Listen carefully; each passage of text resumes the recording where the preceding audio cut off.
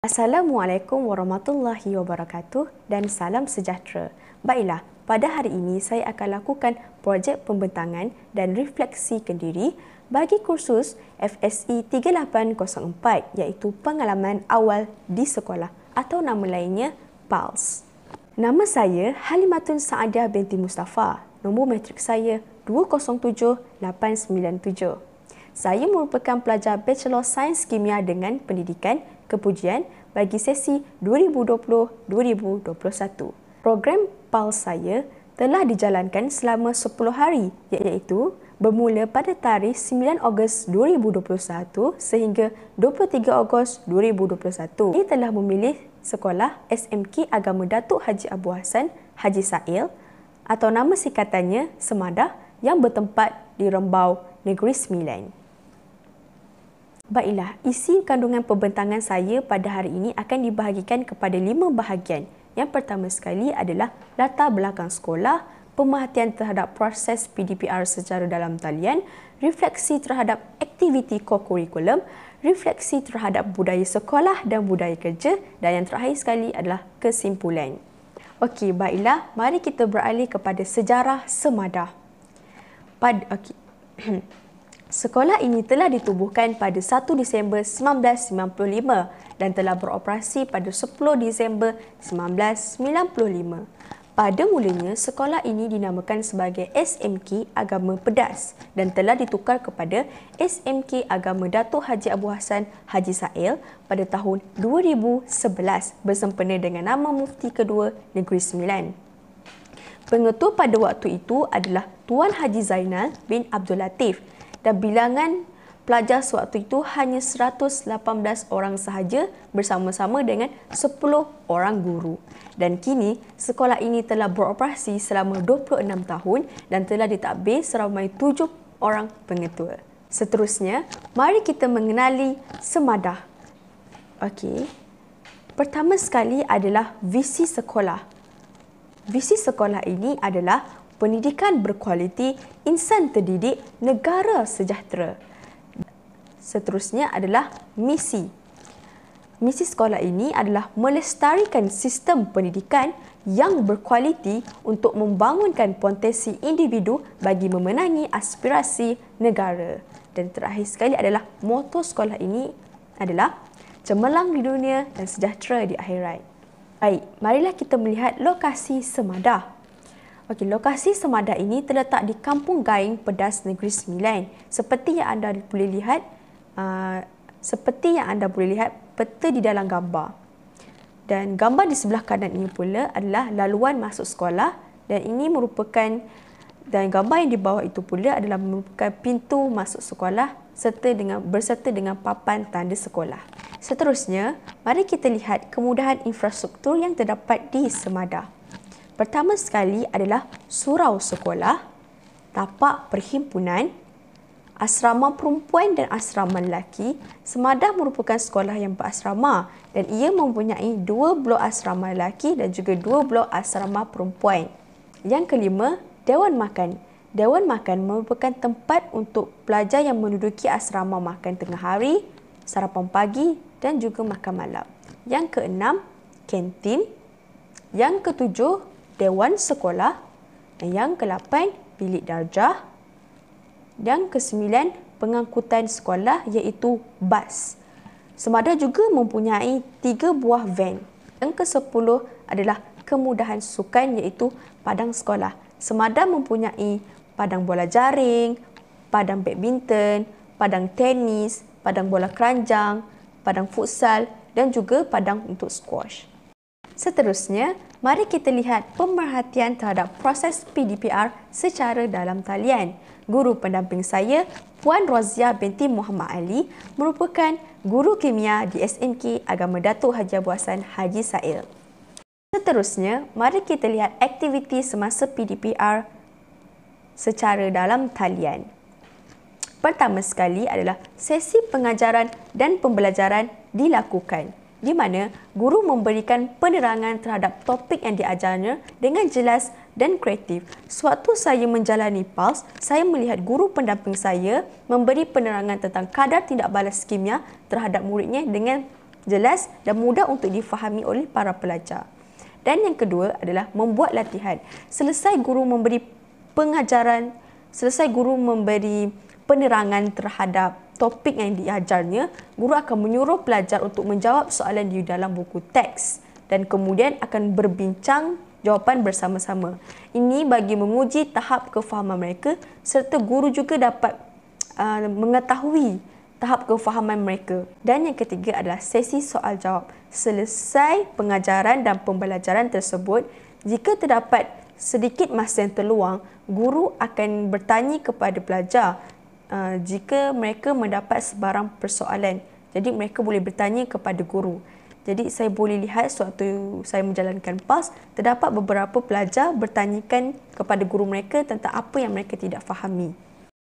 Sewaktu saya menjalani PAS, terdapat beberapa kelemahan aktiviti PDPR secara dalam talian yang saya boleh lihat. Yang pertama sekali adalah masalah rangkaian internet. Terdapat segelintir pelajar yang sering terkeluar daripada Google Meet kerana rangkaian internet mereka yang tidak memuaskan. Yang kedua, guru sukar untuk menganalisis anak muridnya sama ada mereka faham ataupun tidak. Hal ini kerana guru tidak dapat melihat anak-anak muridnya sewaktu mengajar. Kemudian, mari kita lihat kemudahan alat bantu mengajar BBM dan bahan bantu mengajar BBM. Sewaktu saya menjalani PAS, saya melihat guru pendamping saya telah menggunakan medium Google Meet sebagai tempat untuk pengajaran itu dilakukan. Beliau juga menggunakan buku teks dan buku modul sewaktu penerangan dijalankan. Sekolah ini juga menggunakan medium Facebook Live sebagai satu tempat pengajaran di mana guru tingkatan 5 akan memberikan tips bagaimana untuk menjawab kertas peperiksaan SPM dengan baik dan betul. Dan yang terakhir sekali adalah YouTube di mana guru akan memberikan link YouTube yang berkaitan dengan topik yang diajarnya untuk mengukuhkan lagi kefahaman para pelajar. Seterusnya adalah amalan pedagogi semasa PDPR. Terdapat 3 amalan pedagogi yang dilakukan oleh guru pendamping saya. Pertama sekali adalah perbincangan di mana guru melakukan perbincangan beberapa soalan bersama-sama pelajar. Sebagai contoh, guru menyuruh pelajar untuk menjawab soalan di dalam buku teks. Sekiranya terdapat kesalahan yang mereka buat, guru akan memperbetulkan kesalahan mereka tersebut. Dan yang kedua, guru sangat komitmen terhadap pekerjaannya. Apa yang saya boleh lihat daripada guru pendamping saya, dia sangat komitmen terhadap pekerjaannya sebagai guru memberi ilmu. Dia akan memberi penerangan yang terperinci terhadap tajuk yang dia akan terhadap tajuk yang dia akan terangkan. Terusnya adalah kolaborasi, di mana pelajar perlulah melakukan pembentangan tugasan secara berkumpulan, di mana guru akan memberi tugasan secara berkumpulan. Jadi pelajar mestilah menyelesaikan tugasan tersebut bersama dengan rakan-rakan mereka. Seterusnya adalah penyediaan rancangan pengajaran harian iaitu RPH.